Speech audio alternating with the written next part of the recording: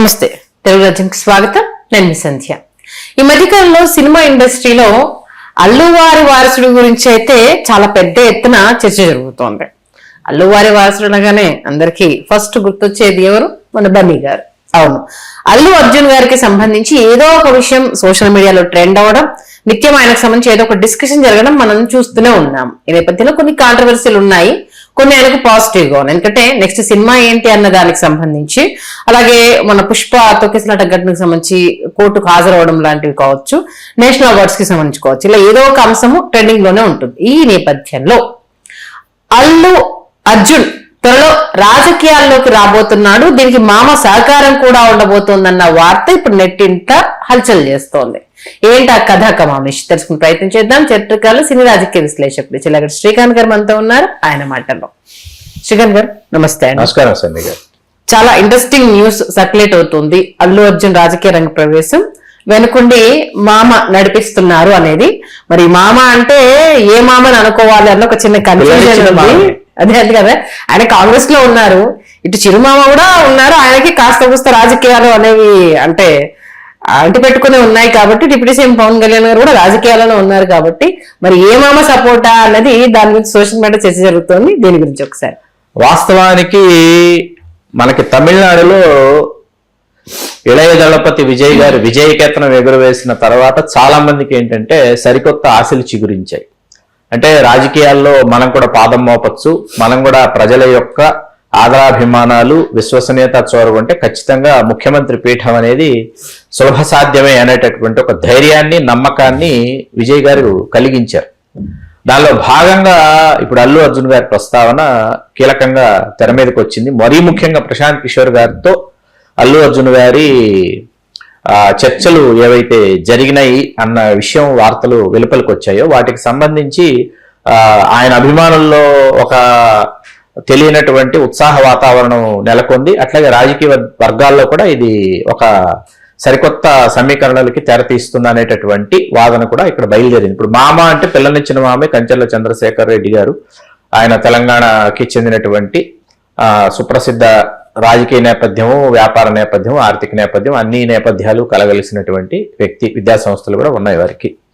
అలా చంద్రశేఖర్ రెడ్డి గారు ఏంటంటే కాంగ్రెస్ పార్టీలో ఉన్నప్పటికీ రేవంత్ రెడ్డి గారు అల్లు అర్జున్ గారి పట్ల ప్రవర్తించినటువంటి తీరుకి మనస్తాపం చెందారు అన్న విషయం అప్పుడు మనం జైలు దగ్గర కావచ్చు, అక్కడ కావచ్చు, మనం ఏవైతే సన్నివేశాలు ఉన్నాయో అవి చూస్తే మనకు అర్థమవుతుంది.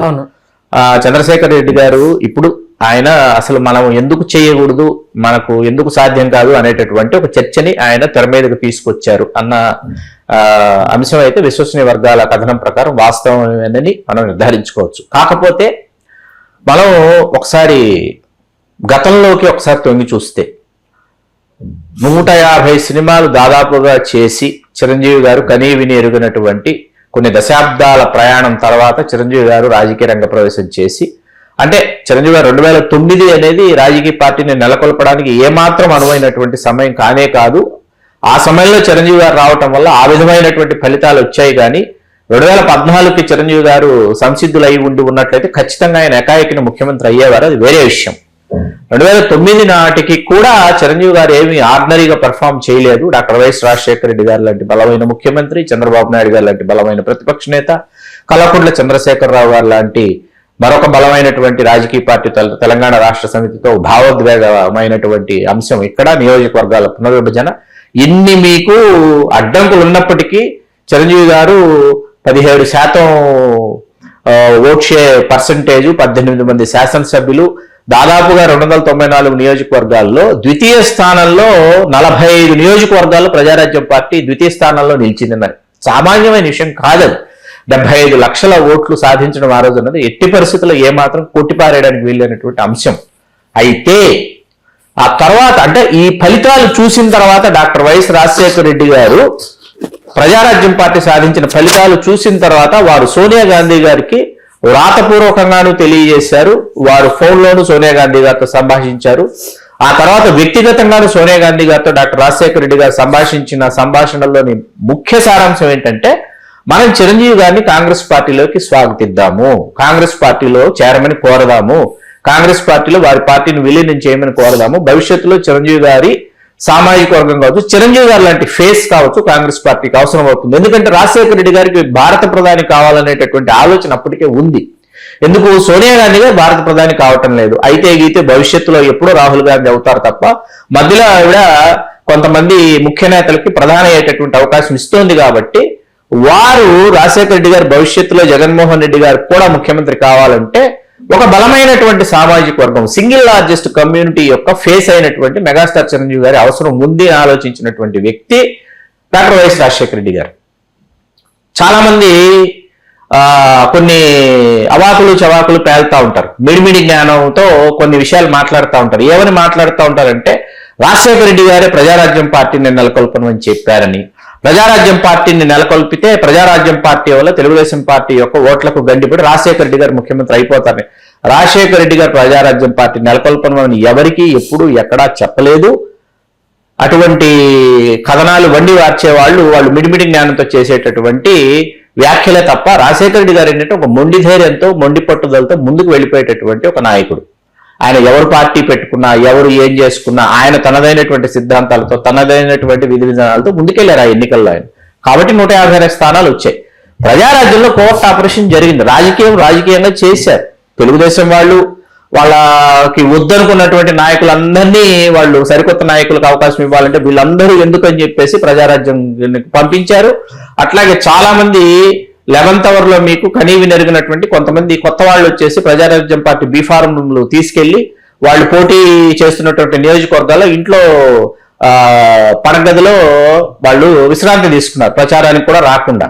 ఇవన్నీ కోర్టు ఆపరేషన్లు, దీని గురించి మనం మాట్లాడుకోవాలి. సరే, కాసేపు చిరంజీవి గారి ఫలితాలు, చిరంజీవి గారు విలీనం చేయటం, కాంగ్రెస్ పార్టీలోని రాజ్యసభ సభ్యుడిగా అవతరించడం, కేంద్ర మంత్రి కావడం అదంతా గత చరిత్ర.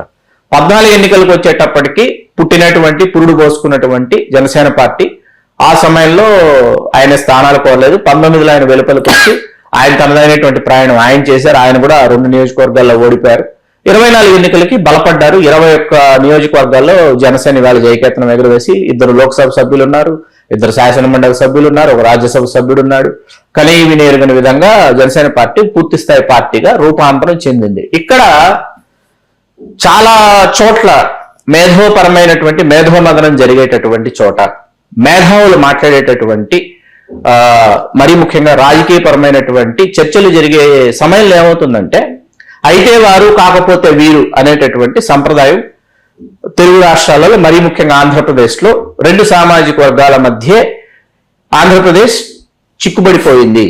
3వ ప్రత్యామ్నాయ శక్తిగా మరొక సామాజిక వర్గం, మరీ ముఖ్యంగా గతంలో ముఖ్యమంత్రి పీఠానికి కాంగ్రెస్ పార్టీలో చేరువ కాగలిగి ముఖ్యమంత్రులు కాలేకపోయిన వారి దగ్గర నుంచి మొదలు పెడితే చాలా పెద్ద జాబితా ఈ సామాజిక వర్గానికి సంబంధించి వస్తుంది.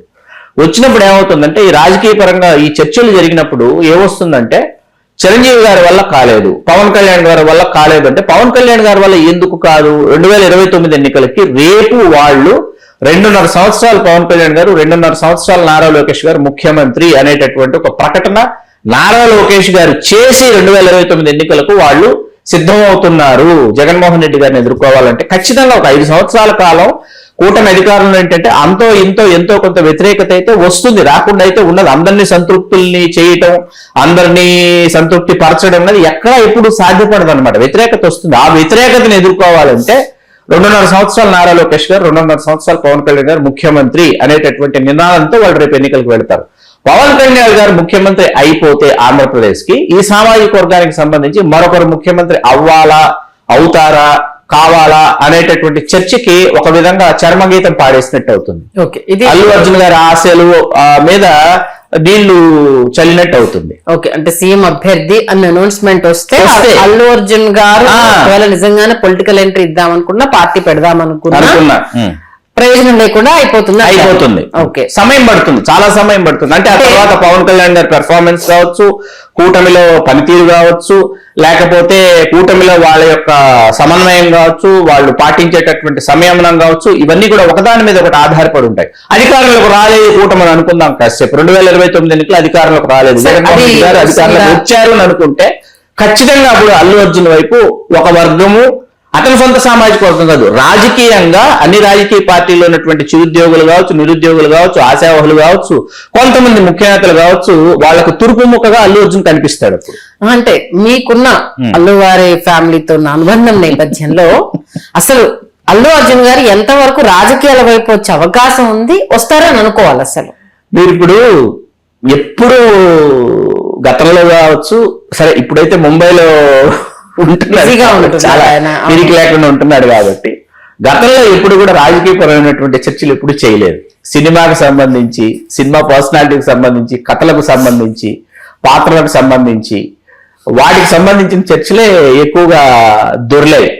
కాబట్టి రాజకీయపరమైనటువంటి చర్చలు ఎప్పుడు జరగలేదు. పైపెచ్చి ఏంటంటే మనం ఇక్కడ మూడు అల్లు ఫ్యామిలీ నుంచి ఎవరు రాజకీయాల్లోకి ఇప్పటివరకు ఎంట్రీ ఇవ్వలేదు కదా. అంటే అల్లు రామలింగయ్య గారి సోదరుడు కుమారుడైన అల్లు వెంకట సత్యనారాయణ గారు పాలకొల్లుకు 4 పర్యాలు శాసనసభ్యుడిగా చేసిన నేపథ్యం తప్ప అల్లు అరవింద్ గారు పోటీ చేసి ఓడిపోయారు ప్రజారాజ్యంలో అనకాపల్లి లోక్సభ నియోజకవర్గం నుంచి. అంతే తప్ప ఇప్పుడు కంచెల చంద్రశేఖర్ రెడ్డి గారు క్రియాశీలక రాజకీయాల్లో ఉన్నారు. ఇవి మినహాయిస్తే అల్లు రామలింగయ్య గారు కావచ్చు, అల్లు అరవింద్ గారు కావచ్చు, మెయిన్ అంటే ఆ కుటుంబం నుంచి బ్రదర్ వాళ్ళదే అది అడగట్లా. వారి కుటుంబంలో ఎవరు ఓడిపోయినట్టు ఓన్లీ అల్లు అరవింద్ గారు పోటీ చేశారు 2009 ఎన్నికల్లో. అనకాపల్లి లోక్సభ నియోజకవర్గం నుంచి అల్లు అరవింద్ గారు అప్పుడు పోటీ చేస్తే మీకు ప్రథమ స్థానంలో సబ్బంహరి గారు కొప్పులవేమ సామాజిక వర్గం వారు ప్రథమ స్థానంలో, వారు కాంగ్రెస్ అభ్యర్థిగా వారు గెలిచారు. తెలుగుదేశం అభ్యర్థి నూకారపు సూర్యప్రకాష్ రావు గారు 2వ స్థానంలో వారు వచ్చారు. ప్రజారాజ్యం పార్టీ అభ్యర్థి ఈ సామాజిక వర్గానికి చెందిన అల్లు అరవింద్ గారు 3వ స్థానానికి పరిమితం అయ్యారు. చాలా మంది రాజకీయ విశ్లేషకులు ఆశ్చర్యపోయాం అప్పుడు. అంటే లాస్ట్ అవర్ డెసిషన్ కదా ఆయనది. అవునవును, అంటే కేవీ రావు గారు ఐఏఎస్ రిటైర్డ్, వారు చెయ్యాలి, వారు పోటీ చేస్తారని అనుకుని వారి కోసం అట్టి పెట్టినటువంటి స్థానం అది. అల్లు అరవింద్ గారు చివరి నిమిషంలో వచ్చి పోటీ చేశారు. ఏ బందర్కు వెళ్లి అరవింద్ గారు లోక్సభ నుంచి పోటీ చేసినా గెలిచుండేవారేమో అని అనిపిస్తుంది. బందర్ కూడా చివరి నిమిషంలో శ్రీరామచంద్రయ్య గారిని తీసుకొచ్చారు. 11th అవర్ డెసిషన్స్ వల్ల ఏంటంటే చాలా మీకు అస్తవ్యస్తంగా అయోమయంగా మారాయి పరిస్థితులు. రీసెంట్ కూడా ఒకసారి ఆ మధ్యకాలంలో MP Rajya Sabha race sir, MLC Rajya Sabha race లోనే అరవింద్ గారి పేరు వినిపించింది. అది ఊహాగానమా లేకపోతే అరవింద్ గారే పవన్ కళ్యాణ్ గారిని కోరారా అన్నది వెలుపలికి రాలా, బాహాటంగా ఏది ఇదమిద్దంగా తెలియలా. ఇప్పుడు అల్లు అర్జున్ గారు ఇవాళ 22వ సినిమా అట్లీ దర్శకత్వంలో చేస్తున్నాడు. 23వ సినిమా లోకేష్ కనకరాజు గారితో చేస్తున్నాడు. 24వ సినిమా బాసిల్ జోసెఫ్ గారితో చేస్తున్నాడు. 25వ సినిమా పుష్పాత్రి సుకుమార్ గారితో చేస్తున్నాడు. 4 సినిమాలు వరుసగా లైనప్ చేసుకుని ఉన్నాడు. 4 సినిమాలు పూర్తయ్యేటప్పటికి ఇవాళ అల్లు అర్జున్ ఒక యూనివర్సల్ యాక్సెప్టెన్సీ ఒక హీరోగా సాధించేశాడు. యూనివర్సల్ యాక్సెప్టెన్సీ అది ఏ రాష్ట్రానికి వెళ్ళినా లేకపోతే ఏ దేశానికి వెళ్ళినా అంటే హూ ఈజ్ ఏ అంటే అల్లు అర్జున్, ఐకాన్ స్టార్ అల్లు అర్జున్ అన్న విషయం ఇవాళ ఎవరికి మనం కొత్తగా పరిచయం చేయాల్సినటువంటి పని లేదు. అది సాధించేసుకున్నాడు. అది సాధించేసుకున్న తర్వాత ఏంటంటే మీరు ఎప్పుడు గుర్తుపెట్టుకున్న శిఖరం మీదకు చేరుకున్న తర్వాత రాజకీయాలు అనేటప్పటికీ మళ్ళీ మీరు నేల మీదకి వచ్చి నేల మీద నిలబడి మళ్ళీ మీరు ఇక్కడి నుంచి వనమాల నుంచి ప్రారంభించాలి. అత్యున్నత స్థానానికి చేరుకోవాలంటే అత్యల్ప స్థానం నుంచి ప్రారంభించాలని ఇప్పుడు ఆయన అత్యున్నత స్థానం నుంచి మళ్ళీ అత్యల్ప స్థానానికి వచ్చి ఈ అత్యల్ప స్థానం నుంచి మళ్ళీ అత్యున్నత స్థానానికి ఆయన ప్రయాణం ప్రారంభించాలి. ఇప్పుడు చిరంజీవి గారైనా సరే, పవన్ కళ్యాణ్ గారు కనీవి నెరగని ఘన విజయం సాధించేశారు నేను మాట్లాడుకునే వాళ్ళకి నేను ఏమి చెప్పను, వాళ్ళతో నేను వాదించలేను. చిరంజీవి గారైనా పవన్ కళ్యాణ్ గారైనా లేకపోతే రేపు అల్లు అర్జున్ గారైనా ఏంటంటే ఎవరైనా సరే మీకు ప్రజలతో మమేకం కాకుండా, గ్రౌండ్ రియాలిటీ తెలుసుకోకుండా, గ్రౌండ్ రియాలిటీ క్షేత్రస్థాయిలో వాస్తవాలు తెలుసుకోకుండా, సామాజిక రాజకీయ ప్రాంతీయ ఆర్థిక సాంస్కృతిక సమీకరణలు తెలుసుకోకుండా, ఆ మూలాలు తెలుసుకోకుండా రాజకీయాలకి ఎవరు ఎప్పుడు ఎట్టి పరిస్థితుల్లోనూ అడుగు పెట్టకూడదు. రాయలసీమ, ఐఎమ్ ఫ్రమ్ రాయలసీమ ప్రాంతంలో ఒక్కొక్క జిల్లాకు ఒక నేపథ్యం ఉంది. ఒక్కొక్క జిల్లాలో సమీకరణలు ఒక్కొక్క విధంగా ఉంటాయి. వాటిని అర్థం చేసుకోవాలి, అధ్యయనం చేయాలి. అధ్యయనం చేసిన తర్వాత ఇక్కడ ఫలానా సామాజిక వర్గం నుంచి ఫలానా అభ్యర్థిని ఇక్కడ మనం తీసుకొస్తే ఈ విధమైనటువంటి ఫలితం వస్తుందని ఆలోచించగలిగినటువంటి శక్తి మీకు వచ్చేయాలన్నమాట. అది వచ్చినప్పుడు మీరు రాజకీయాల్లోకి ప్రవేశిస్తే సత్ఫలితాలు వస్తాయి. విజయ్ గారు చేసింది ఏంటి, 15 సంవత్సరాల పాటు ఆయన విఎంఐ ద్వారా ఆయన చేసినటువంటి సేవా కార్యక్రమాల ద్వారా ఆయన క్షేత్రస్థాయిలో ప్రజల యొక్క వాళ్ళ యొక్క మనోభావాలు ఎలా ఉన్నాయి, వాళ్ళ మనస్తత్వం ఎట్లా ఉందో ఆయన అధ్యయనం చేయగలిగి, అధ్యయనం చేసిన తర్వాత ఆయన ఏ సమయంలో మనం రాజకీయ పార్టీ ప్రకటన చేయొచ్చు, ఎన్నికలకు వెళ్ళొచ్చు అని ఆలోచించుకొని ఈ లోపు ఎటువంటి పాత్రలతో నేను ప్రేక్షకుల్ని పలకరించాలి, ఏ వర్గాలు ఏ విధంగా నేను ఆకట్టుకోవాలనేటటువంటి ఒక అద్భుతమైనటువంటి అభ్యాసం చేశారు, అధ్యయనం చేశారు. దానిని చాలా మందికి మనం గతంలో కూడా విజయ్ గారు చేసినటువంటి ప్రీవియస్ ఫిల్మ్స్ ఆయన ఏమేం చేశారు ఒకసారి పరిశీలించమని మనం చాలాసార్లు చెప్తాం. మనం అంటే నేపథ్యంలో అల్లు అర్జున్ గారికి ఒక పాజిటివ్ ఏంటంటే ఇప్పుడు ప్లాన్ చేసుకునే సినిమాలు పొలిటికల్ పరంగా ఏదైనా చేసుకుంటే కాస్తో కూస్తో కొంత సౌండ్ చేయడానికి అయితే ఛాన్స్ ఉంటుంది. బట్ ప్రశాంత్ కిషోర్ తోటి ఊహాగానాలా నిజంగానే భేటీ అయ్యారా అంటే నేను అనుకోవటం వారు మర్యాదపూర్వకంగా భేటీ అయ్యారా, మర్యాదపూర్వకంగా మాట్లాడుకున్నారా అన్నది దేని గురించి అయినా కావచ్చు. దీని గురించే ఖచ్చితంగా దీని గురించే అయి ఉండాల్సినటువంటి పని లేదు. 44 సంవత్సరాలు ఇప్పుడు అల్లు అర్జున్ గారికి. విజయ్ గారు ఆయన 52-53 ఏట ఆయన క్రియాశీలక రాజకీయాల్లోకి వచ్చి విజయం సాధించారు. కావాల్సినంత సమయం ఉంది. ఈలోపు 2028లో తెలంగాణలో పరిస్థితి ఎట్లా వస్తుంది, 2029 ఎన్నికల్లో ఆంధ్రప్రదేశ్ లో పరిస్థితి ఎట్లా, ఏ విధంగా సమీకరణలు ఉంటాయి చూసుకున్న తర్వాత కానీ ఇది పూర్తి స్థాయి చర్చగా ఇది రూపొందదు, దిద్దుకోదు. వాస్తవానికి చాలా దగ్గరగా మాట్లాడారు. ఇప్పుడున్న పరిస్థితిలో ఆ సింహాసనాన్ని వదులుకొని అయితే అంత ఈజీగా అయితే ఇటువైపు అడుగులు వేసే అవకాశము అల్లు అర్జున్ గారు అయితే చేయకపోవచ్చు. ఎందుకంటే ఎన్టీఆర్ గారు చాలా క్లియర్ గా చెప్పారు. అంటే ఈ సందర్భంలో ఆయన కంపేర్ చేసి చాలా మంది నేను ఇప్పుడు చాలా ప్రశాంతంగా ఉన్నా, నా ముందు చాలా లక్ష్యాలు ఉన్నాయి, అక్కడ రీచ్ అయ్యాక ఎప్పటికో చూద్దాము అనే ఒక ఆన్సర్ అక్కడి నుంచి రావడం జరిగింది. అదే కోలో అల్లు అర్జున్ గారు కూడా అలాంటి డెసిషన్ తీసుకోవాలనేసి తన అభిమానులు అయితే అదే కోరుకుంటారు.